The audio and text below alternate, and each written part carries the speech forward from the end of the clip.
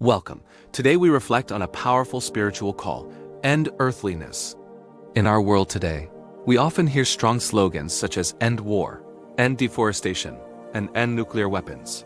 These causes are important, but the Bible points us to something even deeper: the need to end earthliness in our lives.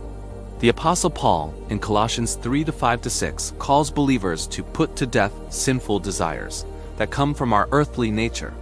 These include sexual immorality, impurity, evil desires, and greed. Such things separate people from God and lead to spiritual destruction. But how can this be possible?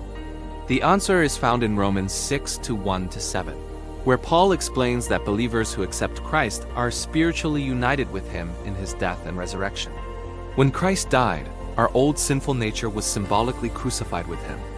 When he rose again, we received the power to live a new life, because we have been raised with Christ. We are called to focus on things above, God's kingdom values, rather than the sinful desires of this world. This does not mean temptation disappears. Our minds and bodies may still struggle with earthly desires.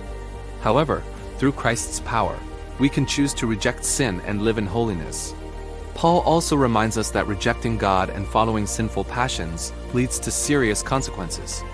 In Romans 1:18-27, he explains that when people refuse to acknowledge the Creator, they begin to follow their own destructive desires, dishonoring their bodies and turning away from God's design. Therefore, ending earthliness is not simply about behavior change. It is about a transformed life through Christ. When we accept Jesus, we receive new spiritual life and strength to overcome sin.